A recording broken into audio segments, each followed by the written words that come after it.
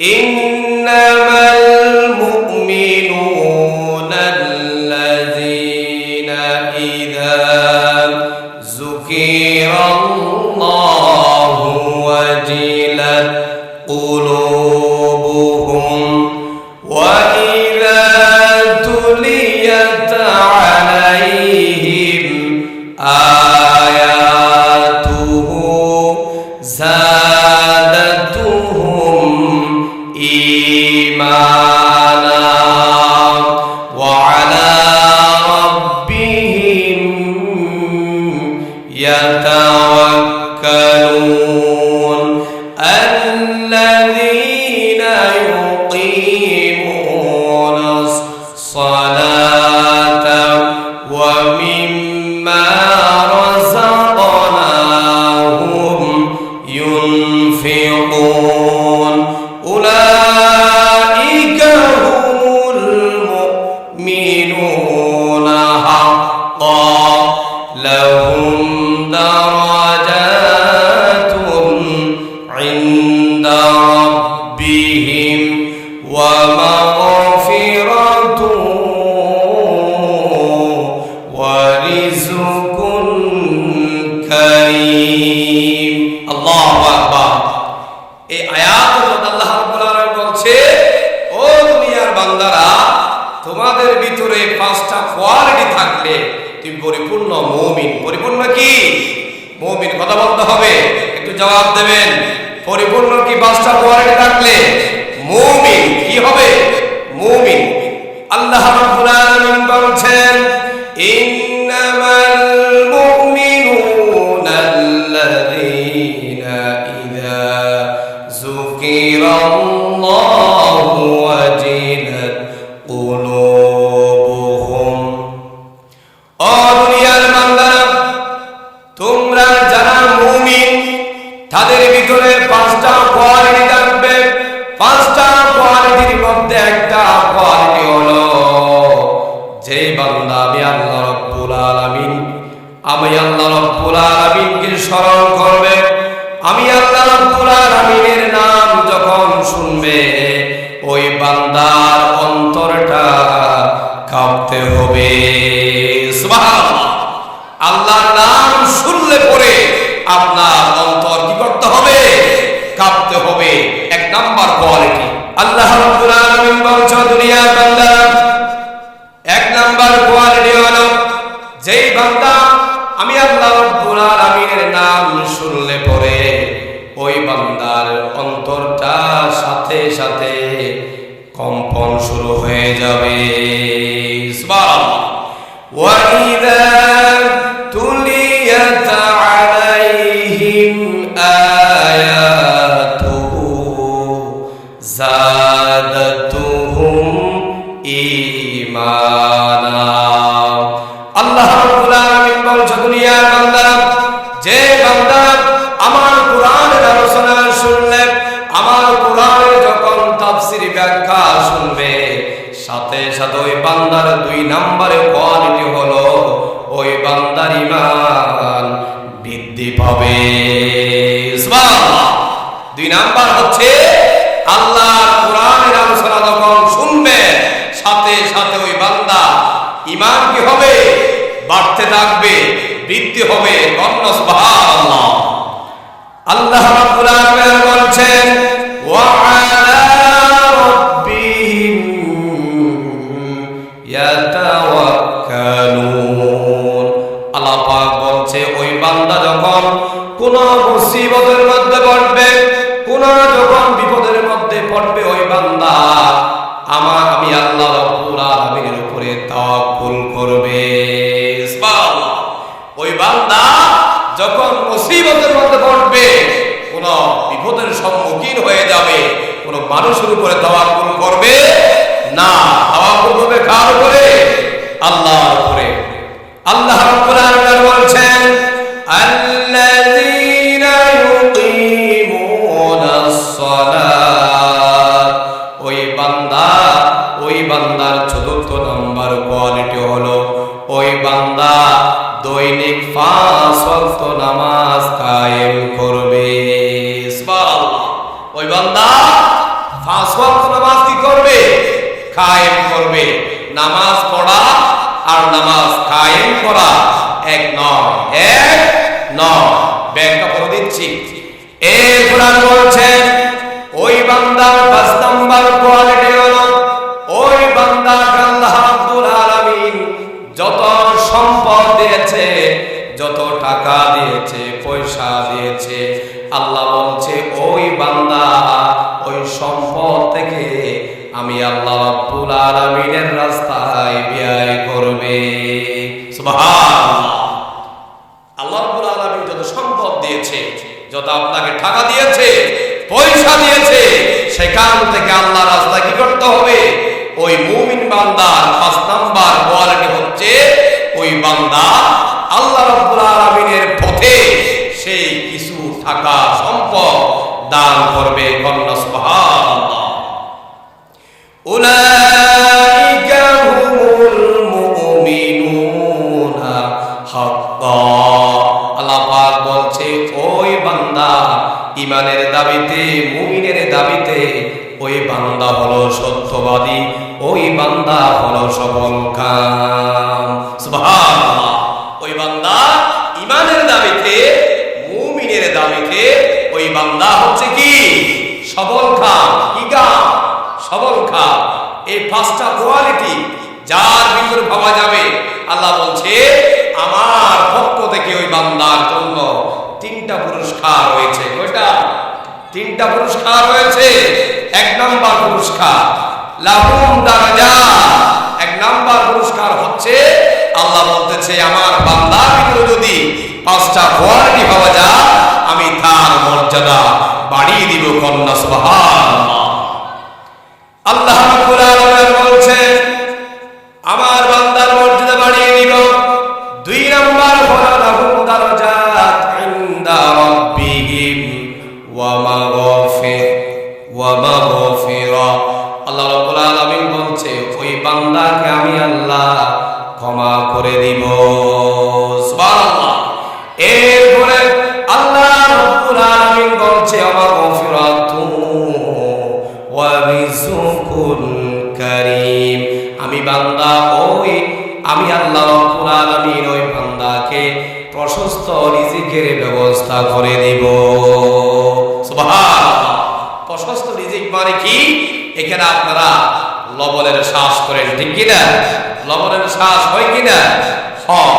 কেউ কখন লবণের শ্বাস করে লাভবান হয়, আর অনেকে লবণের শ্বাস করে তার পকেট থেকে যত টাকা ব্যয় করে লবণের শ্বাস করেছে সেই টাকাও পায় না। এরকম লোক আছে না? আল্লাহ বলছে ওই বান্দাকে ৩ নাম্বার হচ্ছে আমি প্রশস্ত রিজিকের ব্যবস্থা করব। কন্যা সুবহানাল্লাহ। এটি হচ্ছে আমি সরল অনুবাদ বললাম। কি অনুবাদ বললাম? সরল অনুবাদ। আমরা এবার ব্যাখ্যার দিকে চলে যাচ্ছি।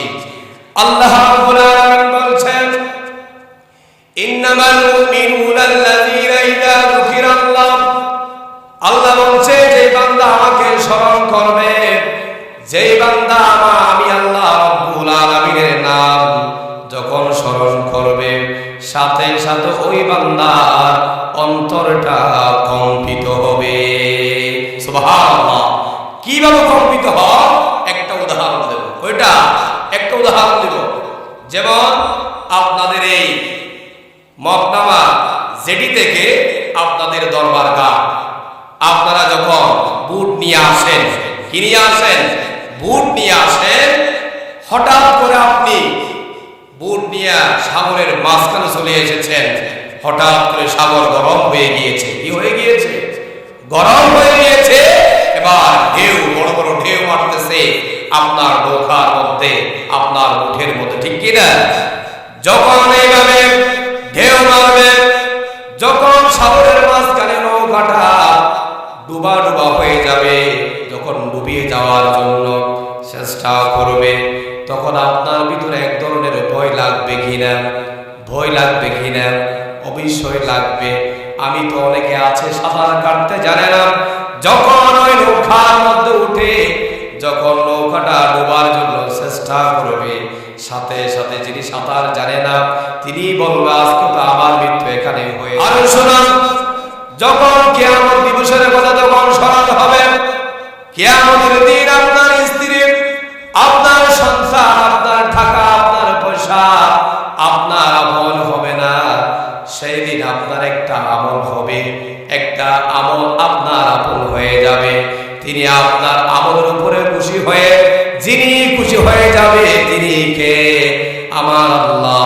আল্লাহ বলছে তুমি কিয়ামতের কথা বেশি বেশি স্মরণ করো। স্মরণ করার সাথে সাথে তোমার অন্তরটা যেমনি ভাবে কাঁপে, আমি আল্লাহর নাম শুনলে পরে ও বান্দা তোমার অন্তরটা ওইভাবে কাঁপতে হবে। আর বলছে কিয়ামতের দিন যখন হিসাব নিকাশের কথা তোমার মনে পড়ে যাবে, তোমার সেই দিন অনুপরিমাণ যদি আপনি ভালো কাজ করেন সেটারও হিসাব আল্লাহ রাব্বুল আলামিনকে দিতে হবে কিনা? হবে কিনা? হবে। সেই দিন আপনি যদি অনুপরিমাণ ভালো কাজ করেন সেটারও হিসাব দেওয়া লাগবে, আর যদি আপনি অনুপরিমাণ খারাপ কাজ করেন সেটারও হিসাব আল্লাহ রাব্বুল আলামিনকে দেওয়া লাগবে। আল্লাহ রাব্বুল আলামিন একদা কোরআনে কারীমের মধ্যে বলেছেন, ফামান ইয়া'মাল মিসকালা যাররাতিন খায়রান ইয়ারা ওয়া মান ইয়া'মাল মিসকালা যাররাতিন শাররান ইয়ারা। আল্লাহ বলছে আয়াতের মধ্যে, বান্দা যারা পরিমাণ যদি আপনি ভালো কাজ করেন সেটারও হিসাব আল্লাহকে দেওয়া লাগবে, আর যদি জররা পরিমাণ যদি আপনি খারাপ কাজ করেন সেটারও হিসাব আল্লাহ রাব্বুল আলামিনকে দেওয়া লাগবে কিনা? সেটাকে স্মরণ করে করে আল্লাহ রাব্বুল আলামিনকে তুমি ভয় করো, আর তার নাম শুনলে পরে আপনার অন্তরটা কাঁপতে হবে। এটি হচ্ছে মুমিনের এক নাম্বার কোয়ালিটি। কন্যা সুবহানাল্লাহ। আর বলছেন আল্লাহ রাব্বুল আলামিন বলছেন, ও দুনিয়ার বান্দারা তোমরা আমার বিশ্ব নবী মুহাম্মদ সাল্লাল্লাহু আলাইহি ওয়াসাল্লামের সাহাবীদেরকে তাকান, সাহাবীর দিকে তাকান। একজন সাহাবী, তার নাম হচ্ছে হযরতে উসমান। হযরতে কি? উসমান। নাম শুনেছেন? তিনি হচ্ছে ইসলামের তৃতীয় খলিফা। কয় নাম্বার খলিফা? তৃতীয় নাম্বার খলিফা হযরত উসমান। তিনি ছিলেন আশরায়ে মুবাশশারা, 10 জন সুসংবাদ প্রাপ্ত জান্নাতীদের মধ্যে হযরত উসমান হচ্ছে একজন। কন্যা সুবহানাল্লাহ। নবী করিম সাল্লাল্লাহু আলাইহি ওয়াসাল্লাম উসমানকে বলছে, উসমান তুমি তো এত বেশি ইসলামের জন্য দান করো, তোমার এই দানের উপর আল্লাহ রাব্বুল আলামিন খুশি হয়ে তোমাকে জান্নাত দিয়ে দিবে। সুবহানাল্লাহ। উসমান একজন ধনী ব্যক্তি ছিলেন, তার যেমন ধন ছিলেন তার মনও ছিল। কি ছিল? আমাদের দেশের মধ্যে অনেক ধনী লোক আছে, আছে না? সম্পদ আছে, টাকা আছে, পয়সা আছে, কিন্তু তার মন নেই। দান 2 টাকা দান করবে, সেটাও তার পকেট থেকে 2 টাকা বের হয় না। এরকম লোক সমাজ আছে না? আছে না? আর হযরত উসমান ছিলেন এমন ব্যক্তি, তিনি যেমন ধনী ছিলেন তেমন তার মন ছিল, তিনি তার সবাইকে একেবারে খোলা মনে দান করতেন। কন্যা সুবহানাল্লাহ। একদিন নবী করিম সাল্লাল্লাহু আলাইহি ওয়াসাল্লামের দরবারে একজন ভিক্ষুক গেলেন। কি গেলেন? ভিক্ষুক গেলেন তার দরবারে, বিশ্বনবীর দরবারে। বিশ্বনবীকে বলছে, ইয়া রাসূলুল্লাহি, ইয়া হাবিবাল্লাহ, আপনি আমাকে কিছু দান করেন। কি করেন? কিছু দান করেন। বিশ্বনবীর সাথে সাথে ওই ভিক্ষুককে বলেছে, ও ভিক্ষুক, তুমি আমার জামাতা, আমার মেয়ের জামাতা হযরতে উসমানের কাছে যাও, আমি তোমাকে পাঠিয়েছি, বলবা, তুমি বলবা আমাকে বিশ্ব নবী পাঠিয়েছে তোমাকে কিছু দান করার জন্য, তুমি উসমানকে বলবা। সুবহানাল্লাহ। সাথে সাথে ওই ভিক্ষুক চলে গেল হযরত উসমানের কাছে। চলে যাওয়ার পরে হযরতে উসমানের কাছে যখন গেল, কি জন্য গেল? ভিক্ষার জন্য গেল। কি জন্য গেল? ভিক্ষার জন্য গেল। দেখা যাচ্ছে হযরতে উসমান তার বাসার সামনে উঠানে বসে বসে পিঁপড়ার মুখ থেকে কিছু খাবার পড়ে যায়। কি পড়ে যায়? পিঁপড়া কিছু খাবার নিয়ে যায়, সাদা সাদা। অনেকে উপলব্ধি করেছেন বা অনেকে করেন নাই। পিঁপড়া কিছু খাবার নিয়ে যায়, এগুলা সাদা সাদা জিনিস, মুখ থেকে পিঁপড়ার মুখ থেকে পড়ে যাচ্ছে। আর হযরত উসমান সেগুলাকে নিয়ে এক জায়গায় জমা করতেছে। কি করতেছে? জমা করতেছে। ওই ভিক্ষুক দেখলাম হাজার কাছে ভিক্ষার জন্য বিশ্ব নবী পাঠিয়েছেন। ওই ব্যক্তি কি আমাকে ভিক্ষা দেবে? ওই পিঁপড়ার মুখ থেকে ছোট ছোট খাবারগুলা এক জায়গায় করতেছে। ওই ব্যক্তি ছোট ছোট যে খাবার সেগুলা এক জায়গায় করতেছে। ওই ব্যক্তি আমাকে কি দান করবে? আমার তো সেদিকে যেতে মন চাচ্ছে না। একথা বলছে কে? ভিক্ষুক। একথা বলছে কে? ভিক্ষুক।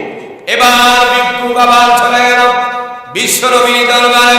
বিশ্বনবীর সাথে গিয়া বলছে, ইয়া রাসূলুল্লাহি, ইয়া হাবিবাল্লাহ, আপনি কার কাছে পাঠালেন আমাকে?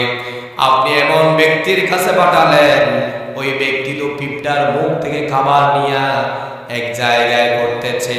ওই ব্যক্তি আমাকে কি দান করবে? আমি তো তার দিকে আর যাই নাই ভিক্ষার জন্য।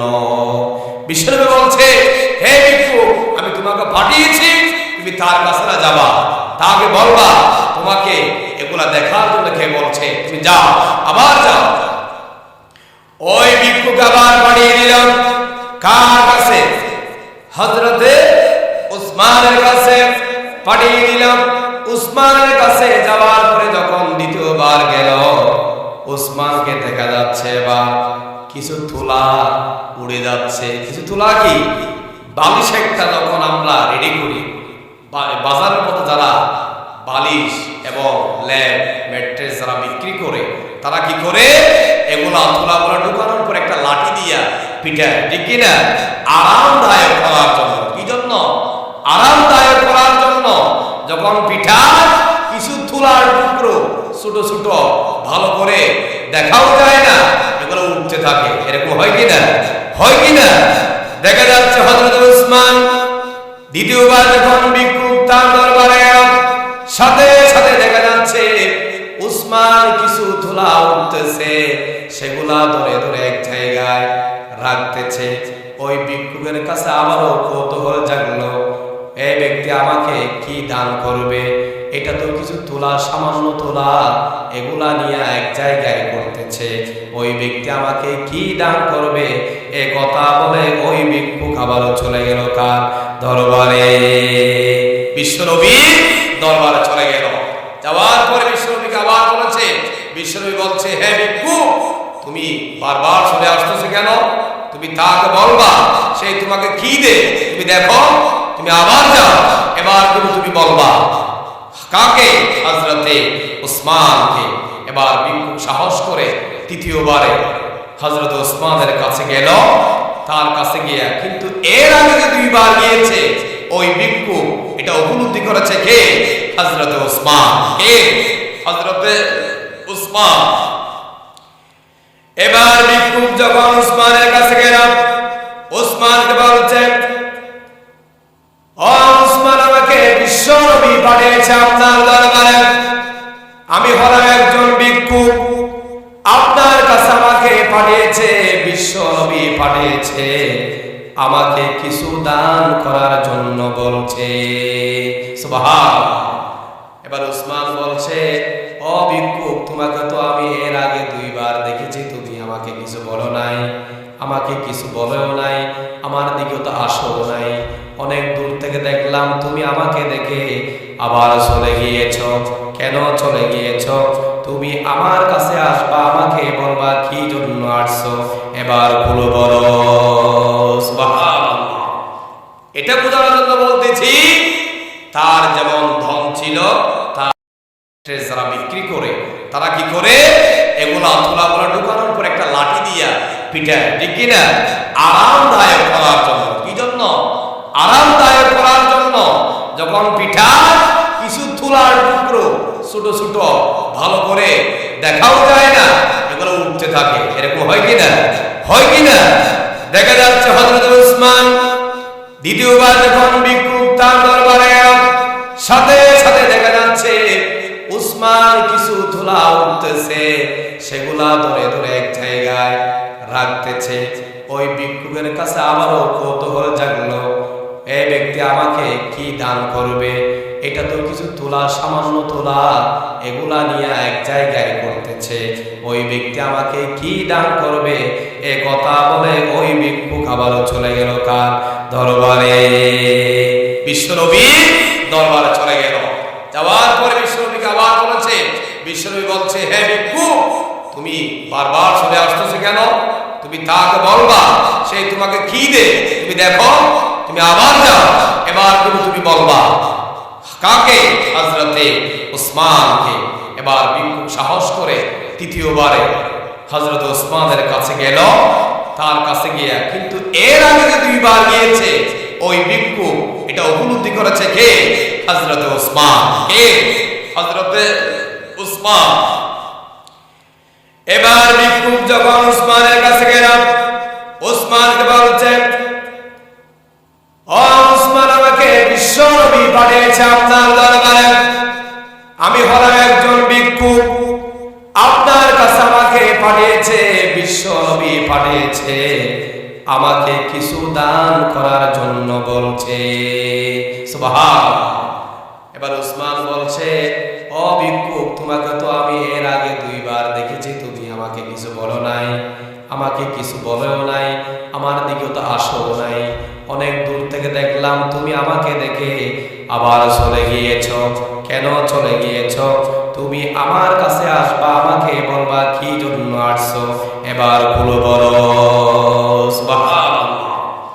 এটা বোঝানোর জন্য বলতেছি, তার যেমন ধন ছিল, তার এবং মন ছিল। কি ছিল?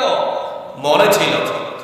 হযরত উসমানকে বলছে, আমাকে বিশ্বনবী পাঠিয়েছে, ও উসমান, আমাকে বলছে কিছু দান করার জন্য আপনার শ্বশুর আব্বা বিশ্বনবী মুহাম্মদ সাল্লাল্লাহু আলাইহি ওয়াসাল্লাম পাঠিয়েছেন, আপনি আমাকে কিছু দান করেন।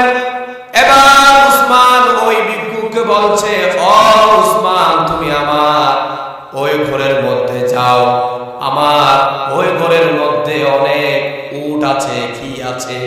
অনেক উট আছে। তোমার থেকে যেটা মন চায় তুমি এখান থেকে একটা উট নিয়ে চলে যাও। কন্যা সুবহান। ওই ভিক্ষুক যখন উটের ঘরের মধ্যে গেল, যারা রক্ষাটি দেখেছে তারা অবশ্যই জানবেন উটের একটা অভ্যাস, একটা উট যেদিকে যায় বাকি সবগুলা সেদিকে দৌড়ায়। একলা একলা উটগুলা থাকে না, সব সময় দলবদ্ধ হয়ে হাঁটে। এগুলা কি? উট। উঠে সিঙ্গেল হাঁটে না, দলবদ্ধ হয়ে হাঁটতে বেশি কি করে? পছন্দ করে। এবার যখন ওই ভিক্ষুক ওই ঘর থেকে যখন একটা উট বের করেছে, ওই ভিক্ষুকের পিছনে ওই ঘরের মধ্যে যত উট ছিল সব উট বের হয়ে গিয়েছে। যখন বের হয়ে গিয়েছে, ওই ভিক্ষুকের মনের মধ্যে এবার ভয় ভয় লাগতেছে, উসমান কি নাকি বলে, একটা উট আমাকে নেওয়ার জন্য বলছে। এই ঘরের মধ্যে যত উট ছিল সব উট তো আমার পিছু পিছনে পিছনে চলে যাচ্ছে। সুবহানাল্লাহ। এবার ওই ভিক্ষুক কি করছে? উসমানের কাছে এসেছে, উসমান বলছে, ইয়া উসমান, আপনি আমাকে বলছেন একটা উট নেওয়ার জন্য।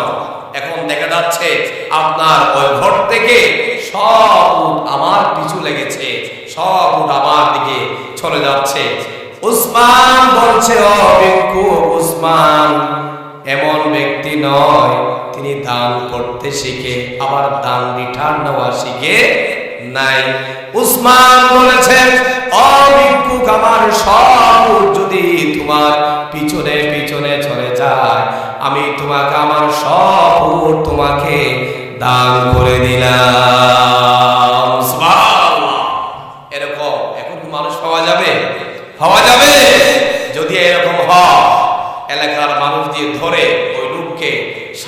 ঠিক না?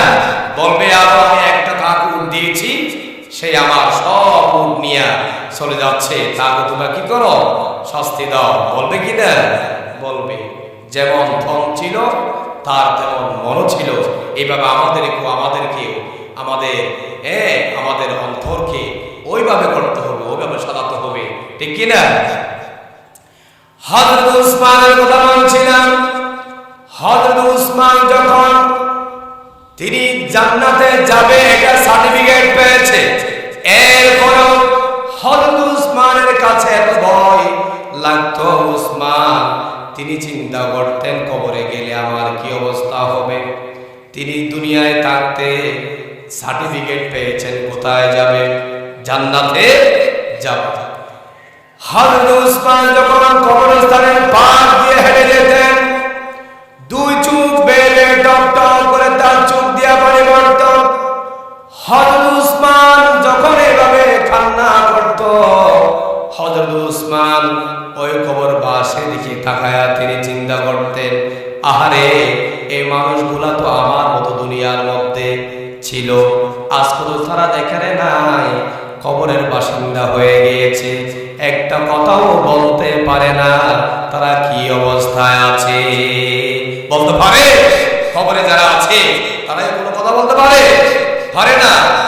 এবার হযরত উসমানকে তার সহপাঠীরা জিজ্ঞেস করলাম, ও উসমান, তুমি যখন জান্নাত জাহান্নামের কথা শোনো তখন তো তোমার থেকে চোখ দিয়া পানি পড়ে না, আর তখন যখন আপনি কবরস্থানের পাশ দিয়া হেঁটে যান তখন আপনার চোখ দিয়া বেয়ে বেয়ে কেন পানি পড়ে আমি জানতে চাই। এবার উসমান বলছে, হে আমার সহপাঠী, এই জন্য আমার চোখ দিয়ে কবরের পাশ দিয়ে হেঁটে গেলে আমার পানি পড়ে।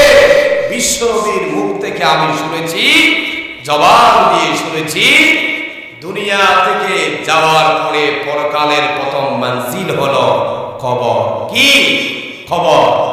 বিশ্বনবী বলছেন, যার কবরটা সুন্দর হয়ে গেল, কবরের হিসাবটা সুন্দর হয়ে গেল, ওই বান্দার পরকালের সব মঞ্জিল আল্লাহ রাব্বুল আলামিন সহজ করে দিবে। সুবহানাল্লাহ।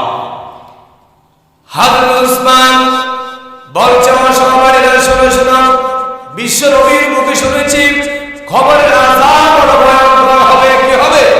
খবরের আযাব বড় ভয়ঙ্কর। এই জন্য উসমানের খবরের কথা যখন মনে পড়ে যায়, 2 চোখ দিয়ে বেয়ে বেয়ে পানি পড়ে যায়। আমি উসমানকে আল্লাহ রাব্বুল আলামিন এই খবরের আযাব থেকে মুক্তি দিবেন নাকি? আল্লাহু আকবার। এবার দেখেন, আপনি আমি কি জান্নাতে যাব, জাহান্নামে যাব, এটার কোনো এখনো আমরা টিকিট পাই নাই। এরপরও আমাদের কোনো ভয় হয় না। নামাজ তো পড়ে না, সপ্তাহে একবার জমায় যা, আর কিছু মুসল্লি আছে বছরের মধ্যে 2 ঈদে 2 বার যায়। হুজুর আছে না? আছে। এই জন্য উসমান জান্নাতে চলে যাবে, সেটার সার্টিফিকেট আল্লাহ রাব্বুল আলামিন দুনিয়ায় থাকতে দিয়ে দিয়েছে। এরপরও তার খবর দেখলে খবর আযাবের প্রতি তার এত ভয় হয়। আল্লাহু আকবার। আমাদের অন্তরকেও সেইভাবে জাগ্রত করার দরকার আছে না? আছে না? আছে। আজকে যদি এইভাবে অন্তর কাঁপতো, আল্লাহর নাম শুনলে অত্র এলাকার কোনো মানুষ বাড়িতে বসে থাকতে পারতো না, ঠিক কিনা? থাকতে পারতো? কোনো মানুষ থাকতে পারতো না। যেহেতু এখানে কোরআনের আলোচনা হচ্ছে, কি হচ্ছে? কোরআনের আলোচনা হচ্ছে। কোনো মানুষ সত্যিকারের মুমিনের 1 নাম্বার কোয়ালিটি হচ্ছে আল্লাহর নাম শুনলে পরে তার অন্তর কাঁপতে হবে। যেভাবে হযরত উসমানের তার অন্তরটা কাঁপছে, জান্নাতে যাবে সার্টিফিকেট পাওয়ার পরও তার অন্তরটা শুধু কাঁপতেই থাকে। কন্যা সুবহানাল্লাহ। বুখারীর বর্ণনায় হাদিস এসেছে, হযরত আয়েশা সিদ্দিকা সিরিয়াল আছে, যাওয়ার কোনো সিরিয়াল নাই। এই জন্য আমাদেরকে আমাদের ঈমানকে মজবুত করতে হবে, ঠিক কি না? হযরত উসমানের কথা শুনলাম, আয়েশার কথা শুনলাম। এখান থেকে আমাদেরকে শিক্ষা গ্রহণ করতে হবে। আরেকজন সাহাবীর বর্ণনা দেব, হযরতে হানজালা ইবনে রুবাইয়া। হযরতে হানজালা ইবনে রুবাইয়া একদিন রাস্তা দিয়ে হেঁটে যাচ্ছিলেন। পথিমধ্যে দেখা হয়ে গেল হযরত আবু বকরের সাথে। কার সাথে? হযরত আবু বকরের সাথে দেখা হয়ে গেল। আবু বকর বলছে, ও হানজালা তুমি কেমন আছো? তখন হানজালা বলছে, ও আবু বকর আমি তো মুনাফিক হয়ে গেছি। কি হয়ে গিয়েছি? মুনাফিক হয়ে গিয়েছি। হযরত আবু বকর বলছে, ও হানজালা তুমি কেন মুনাফিক হয়ে গেছো এটা বললা, আমি জানতে চাই। হানজালা বলছে, ও আবু বকর এই জন্য মুনাফিক হয়ে গেছি বললাম, বিশ্ব নবীর সামনে যখন কোরআনের কথা শুনি, হাদিসের কথা শুনি, তখন শুধু জান্নাত আর জাহান্নাম শুধু সচক্ষে দেখে এরকম মনে হয়। আর বিশ্ব নবীর বৈঠক থেকে, আলোচনা থেকে যখন সেখান থেকে চলে যায়, সবগুলো আমরা ভুলে যাই, আবারও দুনিয়ায় নিয়ে ভাবতে থাকি। এই জন্য আমি হানজালা বললাম, ও আবু বকর আমরা তো মুনাফিক হয়ে গেছি। ঠিক কি না? যেমন আপনার মতো আমার মতো লোক মাহফিলে আলোচনা শুনলাম, সুগর পানি টপ টপ করে পড়েছে, এরকম অনেক ব্যক্তি আছে। এখান থেকে যখন চলে যায় আর এই কথা আর পরের দিন সকাল আর মনে থাকে না। ঠিক কি না? মনে থাকে? থাকে না। এই জন্য ওই দিনে হানজালা বলছে, হানজালা ইবনে রুবাইয়া বলছে, ও আবু বকর এই জন্য আমরা মুনাফিক হয়ে গিয়েছি। রাসূলুল্লাহর দরবারে যখন থাকি, কোরআনের আলোচনা শুনলে পরে আমাদের অন্তর জাগ্রত হয়, কবরের ভয় আমাদের অন্তরের মধ্যে ধারণ হয়। এখান থেকে যখন উঠে যায় আর এগুলো আর মনে থাকে না, শয়তানের প্ররোচনায় পড়ে যায়। এই জন্য বলছি আমি হানজালা কি হয়ে গিয়েছি? মুনাফিক হয়ে গিয়েছি। পড়েন নাউযুবিল্লাহ। এবার হযরত আবু বকর বলছেন, ও হানজালা তোমার যে সমস্যা আমার তো একই সমস্যা, আমারও একই সমস্যা। এবার দুইজন ছড়া আমরা বিশ্ব নবীর দরবারে যাই, ফায়সালা নিয়ে আসি। এবার দুইজন বিশ্ব নবীর দরবারে চলে গেল, বিশ্ব নবীকে পুরো ঘটনা খুলে বলল। বলার পরে বিশ্ব নবী বলছে, তোমরা যদি এখানে যেভাবে কোরআনের আলোচনা শোনার পরে তোমাদের হৃদয়কে যেভাবে ঠান্ডা করো, এখান থেকে যাওয়ার পরে বাড়িতেও যদি সেইভাবে ঠান্ডা থাকে, আকাশের ফেরেশতারা তোমাদের সাথে মুলাকাত করবে। সুবহানাল্লাহ। বিশ্ব নবী বলছে আর বলছে, আবু বকর ও হানজালা ইবনে রুবাইয়া যখন তোমরা আমার কাছে থাকো, এখানে যেভাবে আলোচনা শোনো, যেভাবে তোমাদের চোখের পানি দিয়ে ধারেগুলা ভিজিয়ে দাও, ওইভাবে যখন তোমরা দোকানে বসো, রুটে ঘাটে বসো, তখন যদি তোমাদের ওই রকম মনের মধ্যে ওই চিন্তাগুলা থাকে, প্রতিদিন ওই ফেরেশতাগুলা তোমাদের সাথে ওখানেও তোমাদের সাথে মুলাকাত করবে। সুবহানাল্লাহ। তাহলে ওই শুধু মুনাফিক হয়ে গেলে হবে না। মুনাফিক মানে হচ্ছে কথা দিয়ে কথা না রাখা। মুনাফিক কাকে বলে? কথা দিয়ে কথা না রাখা, তাদেরকে বলা হয় কি? মুনাফিক। এই জন্য কোরআনের আলোচনা থেকে আমাদেরকে শিক্ষা নিতে হবে। এখান থেকে শিক্ষাটা আপনি নিজে অনুধাবন করে আপনার জীবনকে পরিচালনা করতে হবে। ঠিক কি না? এরপর আল্লাহ রাব্বুল আলামিন বলছেন, ওয়া ইযা তুলিয়াত আলাইহিম আয়াতুহু যাদাতুহুম ঈমানা। আল্লাহু আকবার। আল্লাহ রাব্বুল আলামিন বলছেন, যে বান্দার 2 নাম্বার কোয়ালিটি ওয়ালা মুমিনের 2 নাম্বার কোয়ালিটি ওয়ালা, যখন আমার বান্দা কোরআনের তাফসীর শুনবে, কোরআনের আলোচনা শুনবে, তাদের ঈমানটা বৃদ্ধি পাবে। কিভাবে? তাদের ঈমানটা বৃদ্ধি পাবে। এখন আমরা সমাজের মধ্যে দেখি কিছু মানুষের ঈমান বৃদ্ধি পায় আর কিছু মানুষ থানায় গিয়ে মামলা দায়ের করে মাহফিল বন্ধ করে দেওয়ার জন্য। ঠিক কি না? এরকম আছে না? আছে না? আছে। আছে, থানার মধ্যে একদল লোক গিয়া মাহফিলকে ঠেকানোর জন্য চেষ্টা করে, আরেকদল মাহফিল ইন্তজাম করে। তাহলে এখানে দুই শ্রেণীর লোক, এক শ্রেণীর লোকে ইমাম বৃদ্ধি পায়, আরেক শ্রেণীর সুলকান শুরু হয়ে যায়। আসলে না, এলাকাতে থাকলে তো সুলকাবে। কোরআনে যে হক কথা বলে এগুলা হচ্ছে ঘুষ যারা খায় তাদের বিরুদ্ধে যাবে, যারা মদ খাবে, যারা জুয়া খেলবে তাদের বিরুদ্ধে যাবে কিনা? যাবে কিনা? অবশ্যই যাবে। আর তারা চেষ্টা করে এই কোরআনের মাহফিলকে বন্ধ করে দেওয়ার জন্য। কথা বলেন ঠিক কিনা? তোমরা হাজার বছর চেষ্টা করলাম, এই কোরআন যেভাবে ছিল এইভাবে থাকবে, এইভাবে চলবে। তোমরা হাজার বছর চেষ্টা করলেও আল্লাহর জমিন থেকে এই কোরআনকে নিচ্ছিন্ন করতে পারবে না। আলা লাহুল খালকু ওয়াল আমর, সৃষ্টি যার আইন চলবে তার।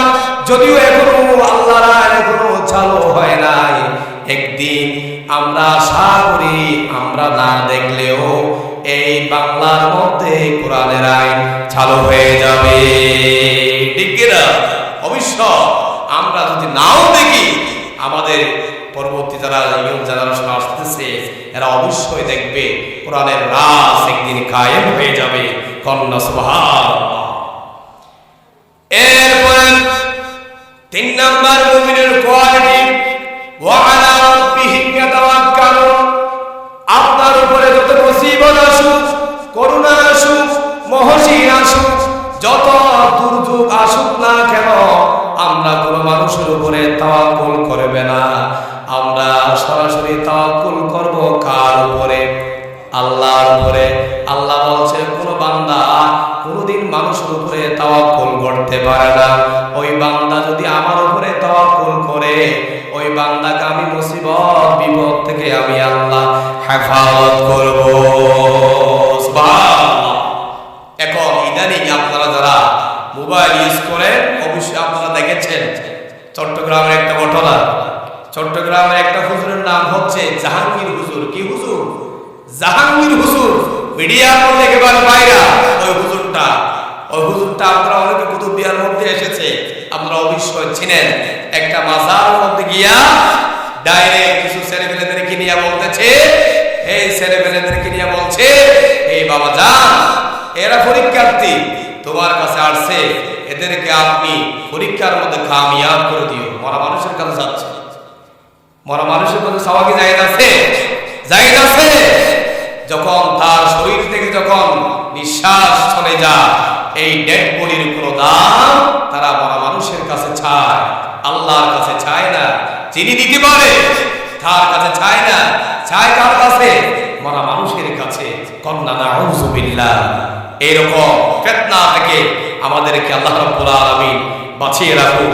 পড়েন আমিন। একজন সাহাবীর ঘটনা না বললে নয়। হযরত ওমরের একজন কিরদারি ছিলেন, তার নাম হচ্ছে হযরত জুনায়রা। হযরত জুনায়রা রাদিয়াল্লাহু তাআলা আনহা, তিনি ইসলাম ধর্ম গ্রহণ করেছেন। তখন হযরত ওমর রাদিয়াল্লাহু তাআলা আনহু ঈমান আনেন নাই। হযরত ওমর রাদিয়াল্লাহু তাআলা আনহু একজন কিরদাসী, তার নাম হচ্ছে কি? জুনায়রা। তার নাম কি? জুনায়রা। ইসলাম কবুল করার কারণে, গ্রহণ করার কারণে হযরত জুনায়রাকে তার মুনিব কাফেররা ধরে তাকে রূপাতারি মারতে লাগলো। হযরত জুনায়রা তিনি গরীব সাহাবী ছিলেন। কি সাহাবী ছিলেন? গরীব সাহাবী ছিলেন। তখনকার আমলে যারা গরীবেরা ইসলাম ধর্ম গ্রহণ করত, তাদেরকে কাফেররা বেশি নির্যাতন করত। ইসলাম গ্রহণ করেছে আগে বড় লোক নাকি গরীব লোক? ইসলামের মধ্যে যারা আগে ইসলাম গ্রহণ করেছে তারা সব গরীব লোক। কন্যা সুবহানাল্লাহ। তারাও আবার নির্যাতনের শিকার কি হয়েছে? বেশি হয়েছে। হযরত জুনায়রাকে মারতে মারতে ইসলামের কালিমা গ্রহণ করার কারণে তার দুই সুগন্ধ বানিয়ে দিয়েছে। হুজুর বলেন 3 নাম্বার মুমিনের কোয়ালিটি, ওয়া আলা রাব্বিহিম ইয়াতাওয়াক্কালুন। আপনার উপরে যত মুসিবত আসুক, করুণা আসুক, মহসিন আসুক, যত দুর্যোগ উপরে তাওয়াক্কুল করবে না। আমরা সরাসরি তাওয়াক্কুল করব কার উপরে? আল্লাহর উপরে। আল্লাহ বলছে কোন বান্দা কোনদিন মানুষের উপরে তাওয়াক্কুল করতে পারে না। ওই বান্দা যদি আমার উপরে তাওয়াক্কুল করে, ওই বান্দাকে আমি মুসিবত বিপদ থেকে আমি আল্লাহ হেফাজত করব। সুবহানাল্লাহ। এখন ইদানিং আপনারা যারা মোবাইল ইউজ করেন, অবশ্যই আপনারা দেখেছেন চট্টগ্রামের একটা ঘটনা। চট্টগ্রামের একটা হুজুরের নাম হচ্ছে জাহাঙ্গীর হুজুর। কি হুজুর? জাহাঙ্গীর হুজুর। মিডিয়ার মধ্যে একেবারে বাইরা ওই হুজুরটা আপনারা অনেকে কুতুববিহার মধ্যে এসেছে, আপনারা অবশ্যই চিনেন। একটা মাজারের মধ্যে গিয়া ডাইরেক্ট কিছু ছেলেমেয়েদেরকে নিয়ে বলতেছে, এই ছেলেমেয়েদেরকে নিয়ে বলছে, এই বাবা যান, এরা পরীক্ষার্থী তোমার কাছে আসছে, এদেরকে আপনি পরীক্ষার মধ্যে কামিয়াব করে দিও। মরা মানুষের কাছে যাচ্ছে, মরা মানুষের কাছে সবাই কি জায়েজ আছে? জায়েজ আছে। যখন তার শরীর থেকে যখন নিঃশ্বাস চলে যায়, এই ডেড বডির কোনো দাম তারা মরা মানুষের কাছে চায়, আল্লাহর কাছে চায় না। যিনি দিতে পারে তার কাছে চায় না, চায় কার কাছে? মরা মানুষের কাছে। কন্যা নাউযু বিল্লাহ। এইরকম ফিতনা থেকে আমাদেরকে আল্লাহ রাব্বুল আলামিন বাঁচিয়ে রাখুক। পড়েন আমিন। একজন সাহাবীর ঘটনা না বললে নয়। হযরত ওমরের একজন কিরদারি ছিলেন, তার নাম হচ্ছে হযরত জুনায়রা। হযরত জুনায়রা রাদিয়াল্লাহু তাআলা আনহা, তিনি ইসলাম ধর্ম গ্রহণ করেছেন। তখন হযরত ওমর রাদিয়াল্লাহু তাআলা আনহু ঈমান আনেন নাই। হযরত ওমর রাদিয়াল্লাহু তাআলা আনহু একজন কিরদাসী, তার নাম হচ্ছে কি? জুনায়রা। তার নাম কি? জুনায়রা। ইসলাম কবুল করার কারণে, গ্রহণ করার কারণে হযরত জুনায়রাকে তার মুনিব কাফেররা ধরে তাকে রূপাতারি মারতে লাগলো। হযরত জুনায়রা তিনি গরীব সাহাবী ছিলেন। কি সাহাবী ছিলেন? গরীব সাহাবী ছিলেন। তখনকার আমলে যারা গরীবেরা ইসলাম ধর্ম গ্রহণ করত, তাদেরকে কাফেররা বেশি নির্যাতন করত। ইসলাম গ্রহণ করেছে আগে বড় লোক নাকি গরীব লোক? ইসলামের মধ্যে যারা আগে ইসলাম গ্রহণ করেছে তারা সব গরীব লোক। কন্যা সুবহানাল্লাহ। তারাও আবার নির্যাতনের শিকার কি হয়েছে? বেশি হয়েছে। হযরত জুনায়রাকে মারতে মারতে ইসলামের কালিমা গ্রহণ করার কারণে তার দুই চোখ অন্ধ বানিয়ে দিয়েছে। হুজুর সরে আসছে, এজন্য আমি লম্বা করে বলবো না। হযরত জুনায়রাকে চোখটা অন্ধ করে দিয়েছে। অন্ধ করে দেওয়ার পর হযরত জুনায়রাকে বাহিরে নিয়ে বলতেছে, কাফের মুশরিকরা বলতেছে, জুনায়রার দিকে সবাই তাকাও। লাত মানাতের অভিশাপের কারণে ওই জুনায়রার দুই চোখ অন্ধ হয়ে গিয়েছে। পরে নাউজুবিল্লাহ। লাত মানাত হচ্ছে তৎকালীন আমলে মক্কার মধ্যে কিছু মূর্তি ছিল, এগুলার নাম হচ্ছে লাত, মানাত, উজ্জা ইত্যাদি ইত্যাদি অসংখ্য মূর্তির নাম হচ্ছে এগুলা। কাফেররা বলছে এদের কিসের কারণে? এসের গজবের কারণে তার চোখটা কি হয়ে গিয়েছে? অন্ধ হয়ে গিয়েছে। হযরতে জুনায়রা একমাত্র তিনি তাওয়াক্কুল করতে কার উপরে? আল্লাহর উপরে। হযরতে জুনায়রা বলছে, তোমরা লাত মানাতের দোহাই দিয়ে আমাকে ইসলাম থেকে দূরে সরাতে পারবে না। আমি ইসলাম ধর্ম গ্রহণ করেছি, আমার যদি মৃত্যু হয়ে যায় এই কালিমার পর থেকে আমি এক ইঞ্চি পরিমাণও দূরে সরে দাঁড়াবো না। আল্লাহু আকবার। হযরতে জুনায়রা ধৈর্য ধারণ করেছে। এরপরে হযরতে জুনায়রা যখন রাত্রে ঘুমালো, এরপরে তারপরের দিন সকালে যখন উঠলো, আল্লাহ রাব্বুল আলামিন হযরতে জুনায়রাকে ঈমানি পরীক্ষা নিয়েছিলেন। হযরতে জুনায়রা যখন সবর করেছে, তাওয়াক্কুল করেছে আল্লাহ রাব্বুল আলামিনের দরবারে, আল্লাহ রাব্বুল আলামিন তার পরের দিন তার দুই চোখকে ভালো করে দিয়েছে। আল্লাহু আকবার। হযরত জুনায়রা এবার তার দুই চোখ ভালো হয়ে গিয়েছে। কাফেররা বলছিল লাত মানাতে কি পড়েছে? গজব পড়েছে। আর তিনি আল্লাহর উপরে কি ছিলেন? আল্লাহর উপরে তাওয়াক্কুল করেছিলেন, ধৈর্য ধারণ করেছিলেন। তিনি ধৈর্য হারা হন নাই, এই জন্য ধৈর্যর গুণ আছে না? আছে না? ধৈর্য ধরলে অবশ্যই ফল পাওয়া যাবে কি ভালো। এই জন্য আমাদেরকে সব সময় তাওয়াক্কুল করতে হবে কার উপরে? আল্লাহর উপরে। আমি আরো দুইটা কোয়ালিটির ব্যাখ্যা দিতে পারি নাই সময়ের অভাবে, এই জন্য যতগুলো আলোচনা করেছি সংক্ষেপে আল্লাহ পাক আমাদেরকে এই আলোচনা থেকে শিক্ষা গ্রহণ করা তৌফিক দান করুন বলে আমি হাযা মা ইনদি ওয়াল ইলমু